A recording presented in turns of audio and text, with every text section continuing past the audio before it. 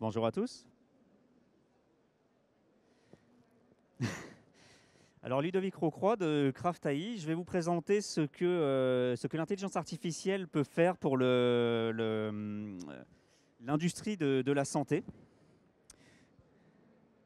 Alors tout d'abord, un petit rappel sur ce qu'est l'intelligence artificielle. L'intelligence artificielle, c'est la capacité d'un algorithme à reproduire de façon automatisée un comportement ou une réflexion humaine. Et on a deux façons. On a deux façons de procéder, soit la façon très ancienne qui est celle du moteur de règles. Donc on édicte un certain nombre de règles du type si le patient a un âge compris entre tel âge et a tel résultat sur son bilan sanguin, alors il présente un risque de temps de faire une complication médicale, par exemple. Et l'autre approche qui s'est développée ces dernières années, c'est le machine learning, donc l'apprentissage machine, qui consiste à permettre à un algorithme d'apprendre automatiquement à faire le lien entre les données d'entrée, donc par exemple l'âge ou les résultats, le bilan sanguin, et un résultat donné, par exemple le risque de présenter une complication ou une maladie. Et ce lien, il est fait en présentant à l'algorithme de nombreux exemples où justement on a ces données d'entrée et puis pour le patient, s'il a effectivement ou non développé une complication ou une maladie. Donc cette deuxième approche, c'est celle que je vais vous présenter, le machine learning. Alors elle implique d'avoir un certain nombre de données et ça tombe bien parce que en ce moment, dans les entreprises et dans le domaine médical aussi, les données sont partout et elles sont de plus en plus nombreuses. On voit que le nombre de données explose. Alors, il y a plusieurs types de données. Il y a des données images, des données texte. Celle-ci, je ne vais pas trop en parler parce que côté Craft, nous, on travaille sur de la donnée structurée. Et la donnée structurée, donc, c'est de la donnée qui peut rentrer dans des tableurs, dans des tableaux Excel, hein, pour résumer.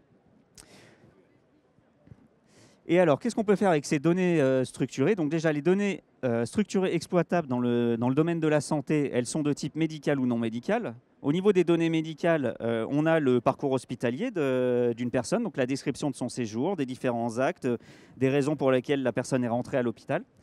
Les prescriptions médicales, donc les médicaments qui ont pu être pris ou les analyses qui ont pu être prescrites. Les résultats des analyses biologiques ou encore les antécédents médicaux. Est-ce que la personne a des antécédents de problèmes cardiaques, de problèmes au foie, voilà. On a aussi des données médicales pour les cas plus administratifs, à savoir des données patients telles que leur âge, leur sexe, leur lieu d'habitation, et des données praticiens avec leur lieu d'exercice ou leur spécialité, le matériel qu'ils peuvent utiliser. Donc, qu'est-ce qu'on peut faire avec ça? Donc, avec l'IA, on peut faire de la décision basée sur la donnée et ça permet de générer de la performance. Donc, Accenture, je donne l'exemple d'Accenture qui dit que l'IA va permettre d'améliorer la performance des entreprises bien plus encore que la pure visualisation de la donnée. Et les grandes familles d'applications de l'IA sur la donnée structurée, notamment, c'est d'être capable de prédire et d'optimiser, d'être capable de personnaliser des traitements, d'adapter que ce soit des traitements ou des parcours à une personne et à sa typologie particulière, de détecter des anomalies pour éviter les erreurs notamment, voire d'automatiser certains processus qui sont des processus humains mais très répétitifs et généralement peu intéressants. Alors quelques exemples d'IA dans le secteur médical basés sur de la donnée structurée. Alors, d'un point de vue assistance au personnel administratif, dans un premier temps, on peut imaginer faire de l'automatisation du codage des actes médicaux pour accélérer le remboursement, par exemple, par la sécurité sociale des organismes de santé. La prédiction du taux de non-présentation à un rendez-vous médical pour être capable de prédire si la personne va annuler son rendez-vous au dernier moment, ne pas se présenter.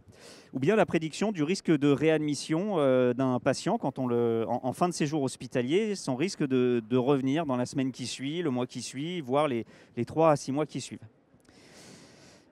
À côté de ces cas purement administratifs, on a des cas qui sont destinés au personnel soignant. Et là, on entre plus dans le domaine du dispositif médical avec des contraintes supplémentaires. Mais ce sont quand même des cas intéressants. Donc, à la suite de la prédiction du risque de réadmission suite à un séjour hospitalier, d'un point de vue purement administratif, ce qui est intéressant, c'est d'être capable d'aller fournir ensuite des recommandations d'actions médicales qui permettraient de réduire ces réadmissions, proposer de rester une journée supplémentaire, de faire des analyses supplémentaires, par exemple. Je peux aussi citer le cas de la détection d'anomalies dans les prescriptions médicales pour assister, par exemple, un médecin, un interne qui est en train de prescrire un médicament et le prévenir si le système considère qu'il y a potentiellement une anomalie dans la prescription, que ce soit sur la molécule ou la posologie. Alors, quels sont les bénéfices du machine learning et de ces technologies de manière générale par rapport à ce qu'on peut faire aujourd'hui, que ce soit des méthodes statistiques classiques, donc juste aller explorer le passé, mais sans avoir de prédiction, ou bien même la méthode purement humaine, elle est là en fait, c'est-à-dire que vous avez de plus en plus de données disponibles pour prendre des décisions. Or, la capacité humaine pour analyser des paramètres et prendre des décisions, généralement, est limitée à 5 paramètres. L'esprit humain a du mal à aller au-delà de 5 paramètres pour choisir. Alors que le machine learning, lui, il permet d'intégrer énormément de données historiques, en fait l'intégralité même des données, c'est-à-dire on peut intégrer tous les résultats des analyses médicales, on peut intégrer toutes les caractéristiques de patient, son poids, l'évolution de son poids. Et on peut aussi accéder au passé très lointain, c'est-à-dire que là où un médecin n'aura pas forcément le temps d'aller se plonger dans les 10 années passées de la personne, un algorithme, lui, pourra aller récupérer toutes les données disponibles. Donc s'il y a 20 ans de données disponibles, 20 ans d'analyse, c'est tout à fait possible que l'algorithme les utilise. La force de ces algorithmes aussi, c'est la profondeur des effets croisés, c'est-à-dire que l'algorithme est capable d'aller détecter automatiquement des liens complexes entre n'importe lesquels de ces données, ce qu'un esprit humain ne va pas forcément réussir à faire, surtout quand les liens ils sont contre-intuitifs. La force du machine learning, c'est aussi la granularité des prédictions. Donc, je vous ai donné l'exemple d'une classification de risque pour un risque donné ou une complication, une maladie. Généralement, dans le domaine médical, on va avoir tendance à classifier en, par exemple, 3 catégories, risque faible, moyen, fort. Avec du machine learning, on peut donner une prédiction au pourcent près de risque de développer telle ou telle complication. On peut aller beaucoup plus loin. Donc ça, c'est une des forces supplémentaires. Et la dernière force du machine learning, c'est sa pertinence dans le temps. C'est-à-dire qu'un moteur de règles ou une règle appliquée par un être humain, elle va être dictée un jour et elle va généralement rester pendant des années jusqu'à ce qu'il y ait une autorité qui modifie les règles. L'avantage du machine learning, c'est qu'il peut continuer à apprendre en temps réel en fonction des nouvelles données qui arrivent. C'est-à-dire que si les pratiques évoluent et que cette évolution des pratiques apparaît dans les données, eh bien, le système va être capable de reproduire cette évolution des pratiques dans ses prédictions et ses décisions. Alors le constat sur l'utilisation de la donnée, c'est qu'elle est quand même assez difficile à exploiter aujourd'hui. La plupart des entreprises n'utilisent pas les données collectées, c'est-à-dire plus de 93% des données ne sont pas utilisées. C'est assez vrai dans l'industrie de manière générale, hein. Pas que la santé. Et 85% des projets d'IA n'arrivent jamais en production, c'est-à-dire qu'on arrive à faire des proof of concept, à faire des petits protos, mais on ne les pousse pas en production et finalement ils ne créent jamais de valeur. Pourquoi ça? Parce qu'il y a certains facteurs clés de succès des projets d'IA qui sont souvent mis de côté et que chez Craft, nous, on a mis en avant et on traite dès le début d'un projet. Et ils sont au nombre de 7 sur cette slide. Donc, tout d'abord, la collaboration entre l'utilisateur final de la solution qu'on va développer, le responsable de l'IT, du SI et l'équipe Data Science qui, elle, connaît vraiment la techno liée à la data. La qualité et l'accès à la donnée. L'adoption de l'utilisateur final qui doit être géré dès le début du projet. La transparence et l'éthique, c'est-à-dire qu'il faut qu'on comprenne ce que l'algo fait et que l'algo ne fasse pas n'importe quoi. La pertinence dans le temps, c'est-à-dire que la performance d'un algorithme, c'est intéressant, d'une solution, c'est intéressant quand elle est mise en œuvre, quand elle est déployée, mais il faut aussi qu'elle reste pertinente dans le temps. Donc, si ça n'est pas géré dès le début du projet, ça peut poser problème. Le passage à l'échelle, c'est la capacité, d'un point de vue architecture informatique, à encaisser, s'il le faut, 10 000 demandes à la minute de la part d'un organisme de santé et être capable de fournir 10 000 prédictions à la minute.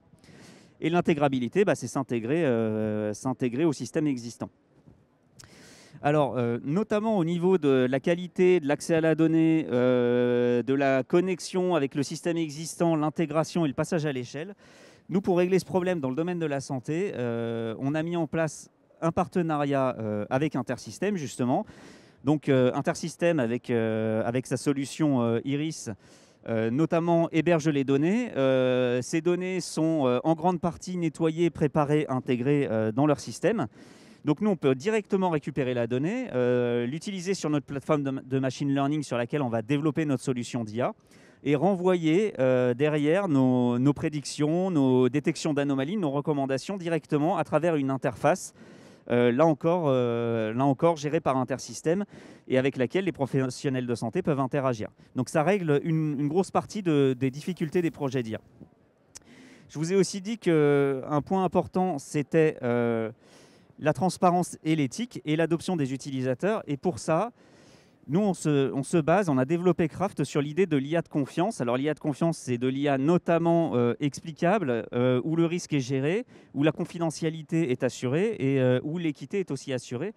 Alors l'IA de confiance aujourd'hui, elle est souhaitable, elle n'est pas encore véritablement obligatoire, puisque la réglementation, la législation n'a pas encore rattrapé la technologie sur ce point. Par contre, elle va certainement le devenir à terme, quand le régulateur aura réussi à prendre en main et à édicter des règles sur ce sujet. Alors, pour rentrer un peu plus dans le détail, l'explicabilité, c'est quoi? C'est d'être capable d'expliquer la décision prise par l'algorithme quand l'algorithme va prédire un risque, quand il va exprimer une recommandation ou présenter, détecter une anomalie, c'est d'expliquer quelle est la raison, qu'est-ce qui a permis dans les données d'arriver à ce résultat.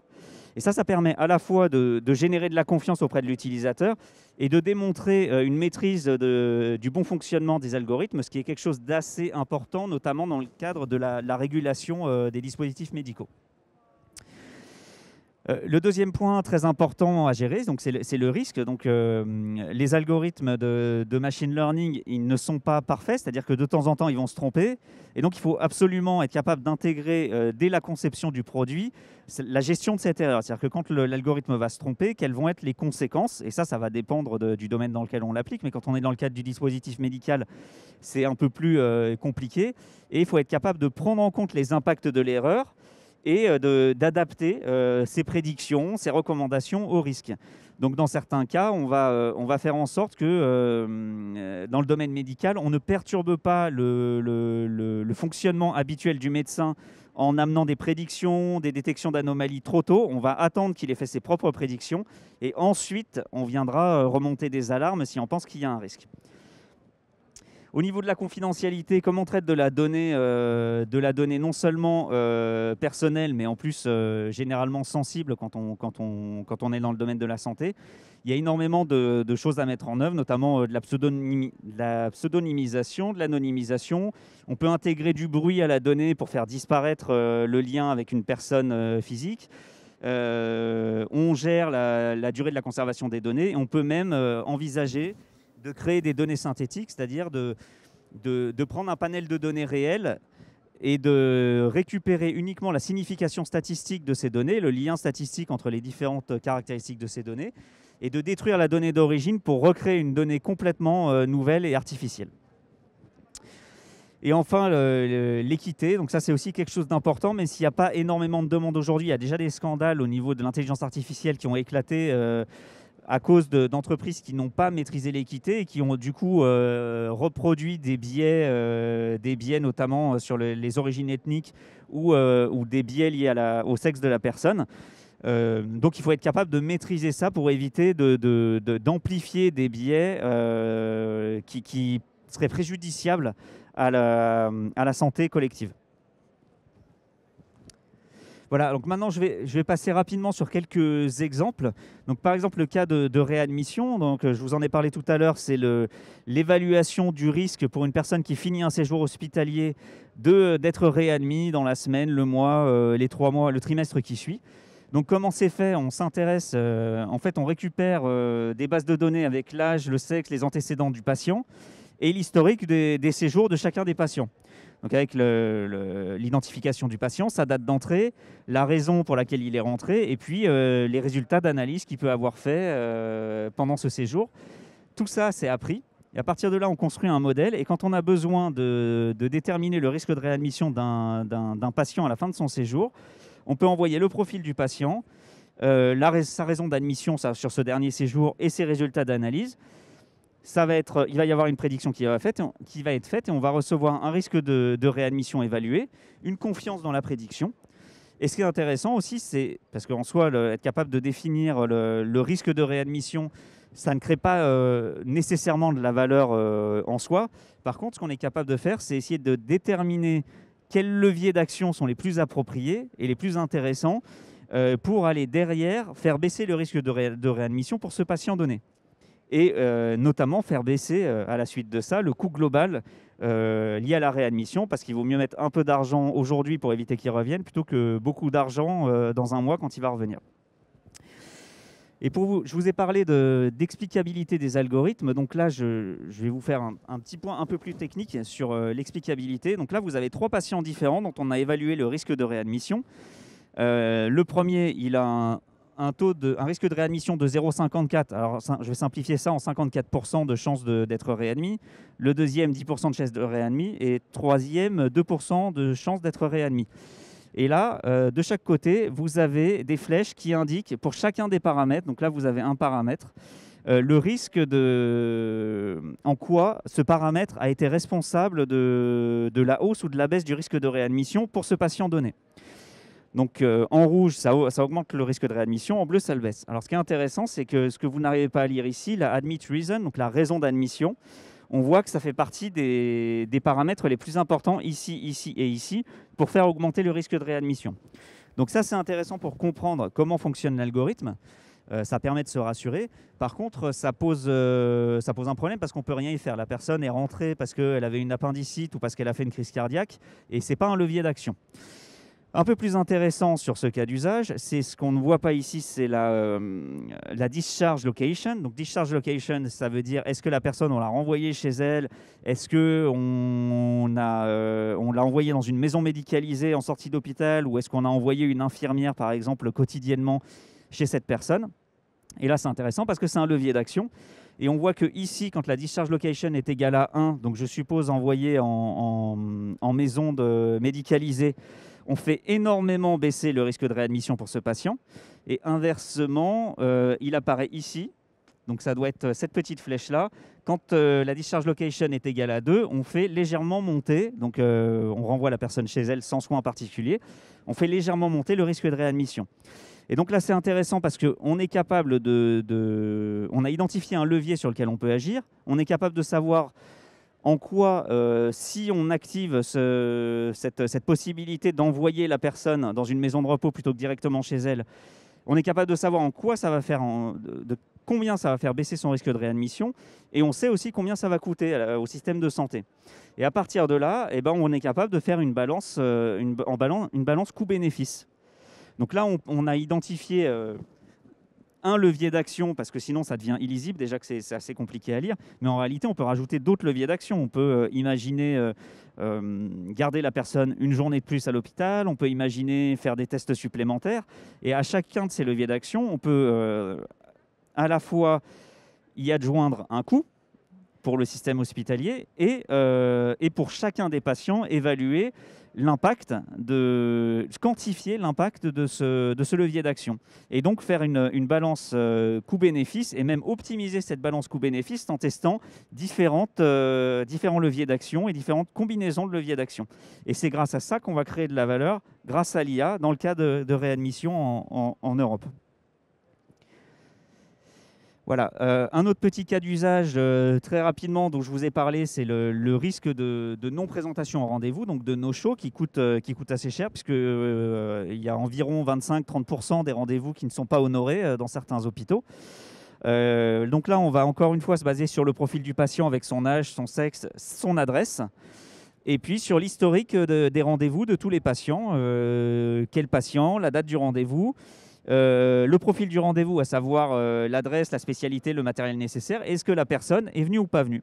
Et à partir de là, là pareil, les algorithmes, la plateforme de Kraft va être capable d'évaluer une prédiction de risque que la personne se présente ou ne se présente pas. Et quand on va vouloir évaluer un nouveau risque de non-présentation, on va envoyer le profil du patient avec le prochain rendez-vous. On va envoyer aussi les prédictions météo et le calendrier parce que ça impacte sur le risque de ne pas se présenter. Et à partir de là, on va récupérer un risque de no-show.